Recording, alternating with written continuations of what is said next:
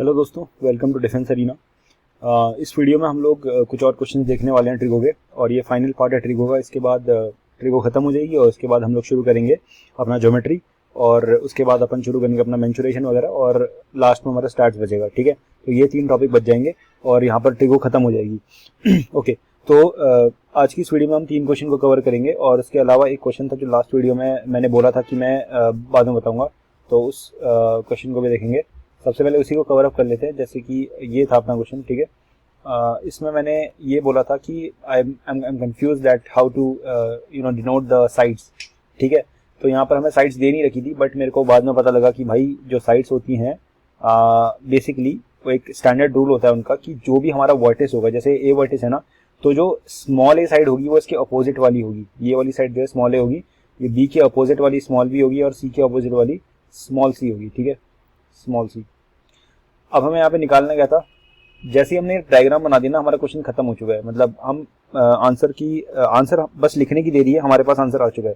ठीक है, हमें tan a plus tan b निकालना था। ठीक है, ये राइट एंगल ट्राइंगल है। Now you will be able to find out tan a and tan b। जब हम b को कंसिडर करेंगे, हमारा ये परपेंडिकुलर होगा, हमारा बेस होगा, तो tan b की वैल्यू आ जाएगी b बाई a, और tan a जो है वो दूसरा एंगल है ये वाला, तो इसके लिए जो tan a की वैल्यू आएगी वो a बाई b आएगी, क्योंकि इस एंगल के लिए जो परपेंडिकुलर है वो a है और बेस जो है वो b है। So a by b, so इसका आंसर हो जाएगा ए बी और a square plus b square. ठीक है, अब भाई a square plus b square आ गया, तो इसका क्या करें? तो फिर पाइथागोरस थ्योरम को याद करो। ठीक है, पाइथागोरस थ्योरम में क्या होता था, a square plus b square is equals to c square. ये हमारी साइड्स होती थी, साइड स्क्वायर इज मतलब साइड स्क्वायर का जो सम है वो इक्वल टू होता था हमारा हाइपोटेन्यूज स्क्वायर के। सो बेसिकली हम यहाँ पे इसको सी स्क्वायर बाई ए बी लिख सकते हैं। ठीक है, तो इसका जो करेक्ट ऑप्शन है वो आएगा क्या? D option.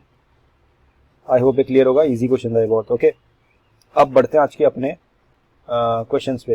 ठीक है, तो पहला क्वेश्चन है ये वाला।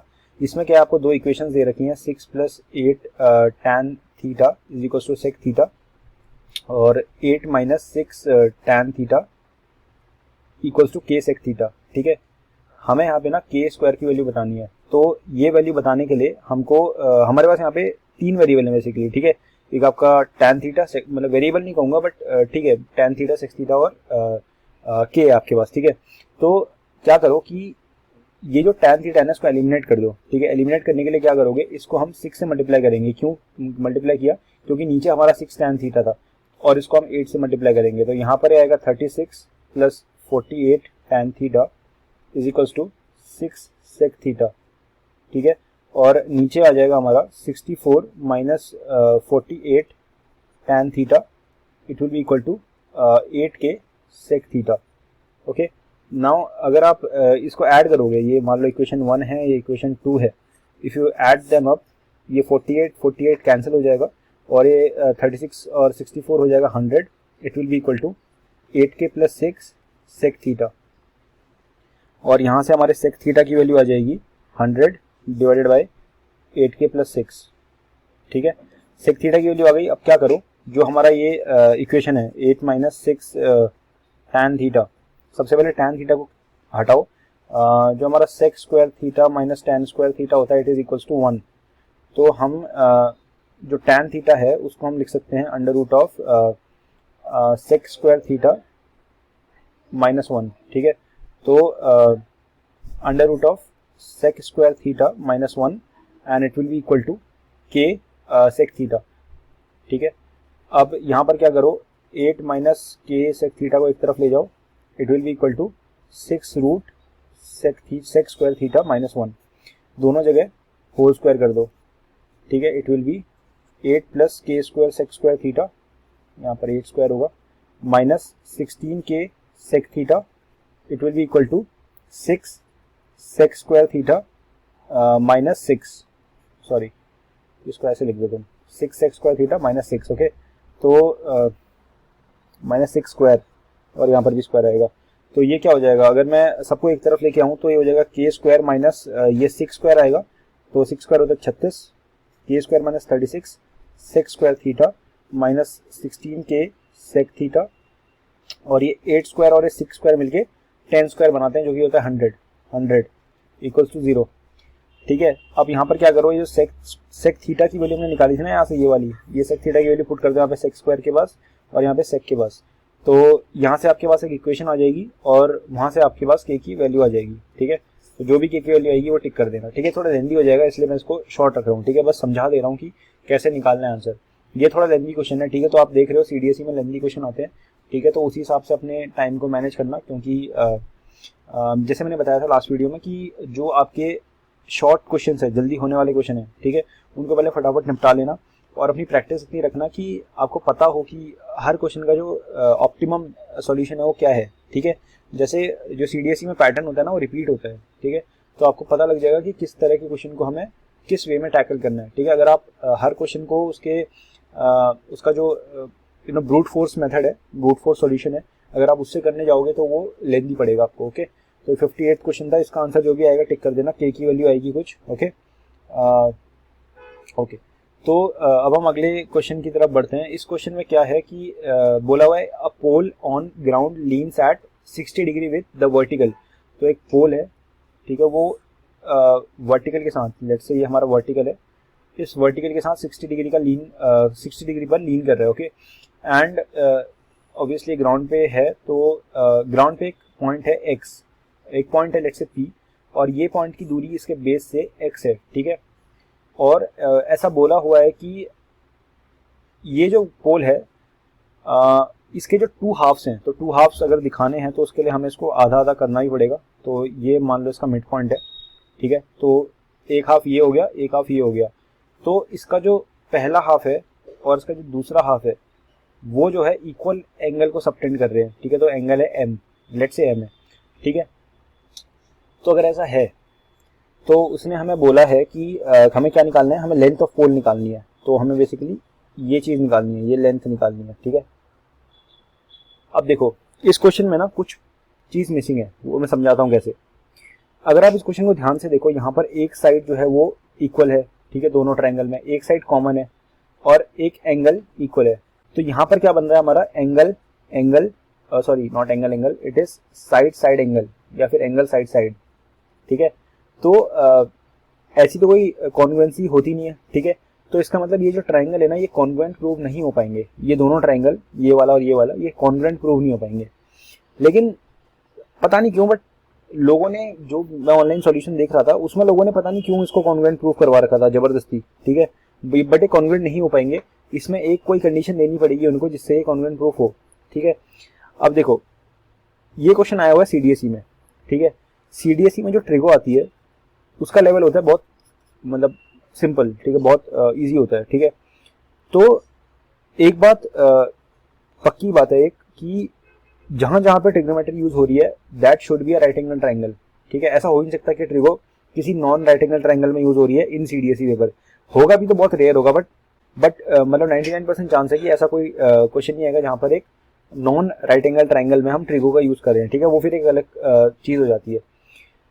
तो यहाँ पर ये ट्रायंगल को राइट एंगल होना पड़ेगा, और एक कहाँ पे राइट एंगल होगा, मेरे हिसाब से यहाँ पर राइट एंगल होगा, ठीक है। जो मैं सॉल्यूशन देख रहा था उसमें इन्होंने क्या किया था लोगों ने कि इस ट्रायंगल को और इस ट्रायंगल को कॉन्ग्रुएंट प्रूफ कर रखा था, ठीक है, जबरदस्ती कॉन्ग्रुएंट प्रूफ कर दिया। और उसके बाद बोला कि ये जो है नाम दे देते हैं इसको, एक मिनट को, लेट्स से एंगल, ये राइट एंगल नहीं है, लेट्स से एंगल एस है, एक्स है, ये एंगल वाई है, इसको क्या दे यार, नाम भी क्या दे, एंगल ए और एंगल बी दे देते हैं, ठीक है। तो बोला था कि angle a plus angle b जो है ये दोनों लीनियर पेयर्स होंगे, मतलब इन दोनों का जो सम है वो 180 के बराबर होगा, क्योंकि ये एक लीनियर स्ट्रेट लाइन में लाई करते हैं, ठीक है। ये एक बेसिकली एक स्ट्रेट लाइन को रिप्रेजेंट कर रहे हैं, स्ट्रेट लाइन के एंगल को रिप्रेजेंट कर रहे हैं अगर इन दोनों का सम देखा जाए तो, ठीक है। तो फिर उन्होंने क्या बोला कि because these two triangles are congruent we can say that angle a is equals to angle b, so will put this in this equation and हमारे पास यहाँ पर आ जाएगा angle 2a is equals to 180, so angle a will be equal to 90। जबरदस्ती का 90 degree proof कर रखा था, ठीक है। ये जो कॉन्ग्रुएंट प्रूफ कर रखा था ना इन लोगों ने, मुझे बड़ा अजीब लगा, क्योंकि ये AAS मतलब ASS और SSA करके कोई कॉन्ग्रुएंसी मेथड नहीं होता, ठीक है। तो अब देखो फिर इस क्वेश्चन को कैसे सॉल्व करें। तो अज्यूम कर लो कि ये 90 है, ठीक है, अज्यूम कर लो कि AAS करके कुछ होता है, ठीक है। मैं ये नहीं कह रहा कि इसको मतलब कॉन्ग्रुएंट बिना प्रूफ करे हम कर लेंगे, मतलब ही नहीं बनता कि हम इसको बिना कॉन्ग्रुएंट प्रूफ करे सॉल्व कर लें, बट मतलब जबरदस्ती मत करो कुछ भी, ठीक है। बिकॉज स्टूडेंट को एटलीस्ट ये क्लियर हो कि ऐसी कोई प्रॉपर्टी नहीं होती SSA और ASS करके, ठीक है। तो हाँ, तो ये हो जाएगा ए, ये हो जाएगा बी। तो ये जो एंगल ए है बेसिकली इट इज़ 90 डिग्री। अगर ये 90 डिग्री है तो अगर आप इसको देखो, ठीक है, ये 60 है तो ये कितना होगा, ये 30 होगा। ये 90, ये 30, तो ये कितना हो जाएगा, ये 60 हो जाएगा। तो देखो अगर आप इसको ध्यान से देखो तो ओके मैं थोड़ा मिटा देता हूँ यार, ये बहुत खचपच सा हो गया। आपका जो इतना डिस्टेंस है, लेट्स से इसको बोल दो आर, ठीक है, ये जो आर डिस्टेंस है, अगर आपको इस आर और इस एक्स के बीच में रिलेशन निकालना हो तो आप कौन सा सबसे बेस्ट मेथड होगा? टैन थीटा सबसे बेस्ट होगा?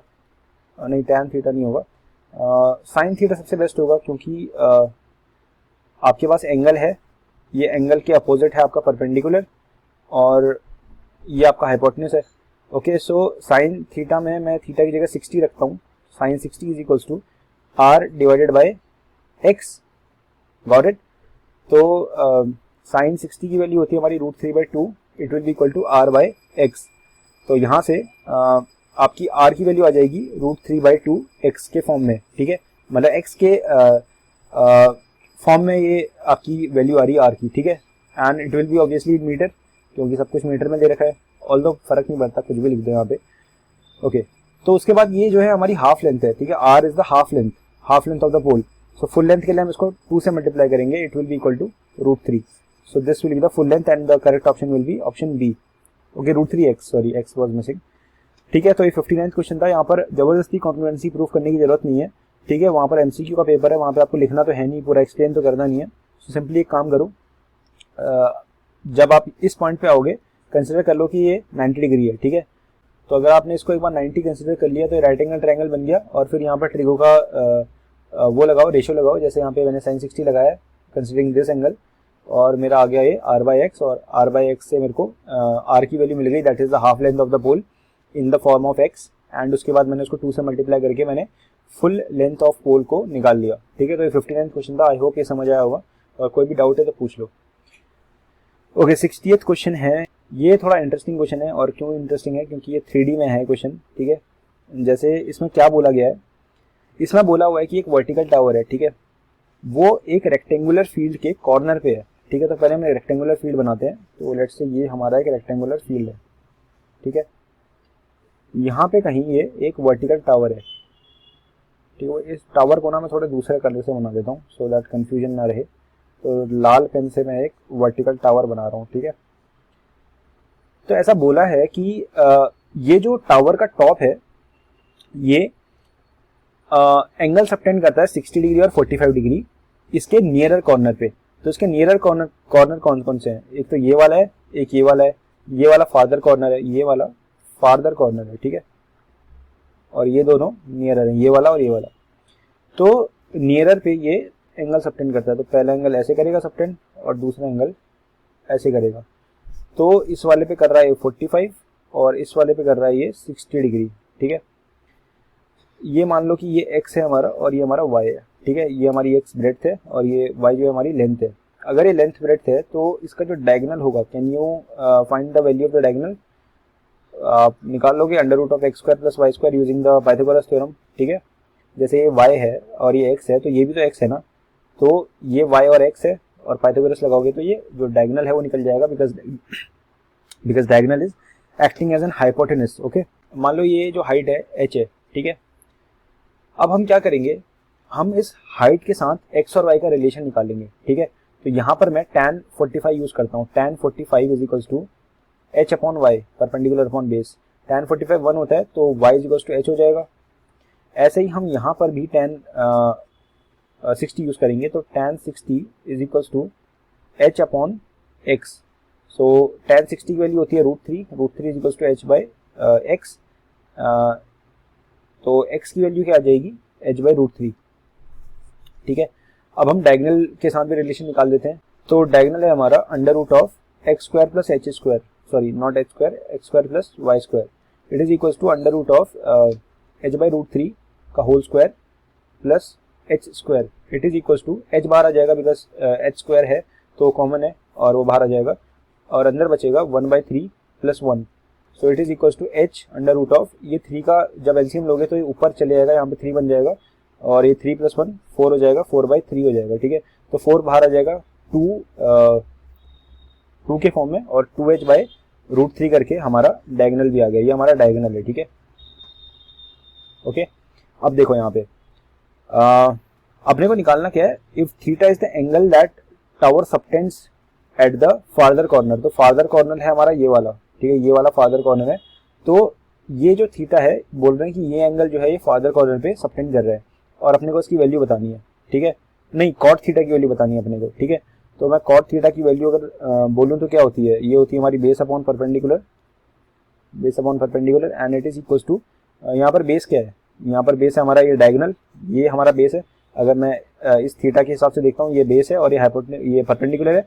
तो बेस है मेरा जो डायगोनल है, तो डायगोनल कितना है, 2h/√3 है, और परपेंडिकुलर कितना है, इट इज h, तो h से h कटा, और इट इज इक्वल टू 2/√3। तो इसका ऑप्शन सी करेक्ट है, ठीक है। आई होप समझ आएगा, बहुत आसान क्वेश्चन था, ठीक है।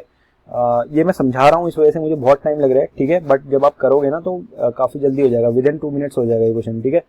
ओके, तो यही क्वेश्चन थे आज के लिए, ठीक है। और जो हमारा ट्रिगो है वो पूरा खत्म हो चुका है, CDS 120/21 का, ठीक है। और इसके बाद अपन मेंसुरेशन और ज्योमेट्री और स्टैट्स के क्वेश्चंस करेंगे, ठीक है, आने वाली वीडियोस में। ओके, तो आई होप चीज़ें समझ आ रही होंगी, और अगर कुछ भी डाउट है you can ask in the comment section, okay. और इस वीडियो को लाइक कर दो अगर तुम्हें समझ आ रहा है तो, और अगर कोई प्रॉब्लम है तो कमेंट करो, और अगर अच्छा लग रहा है तो शेयर भी कर दो अपने फ्रेंड्स के साथ, who are preparing for defence exams. Okay, तो थैंक यू, बाय बाय।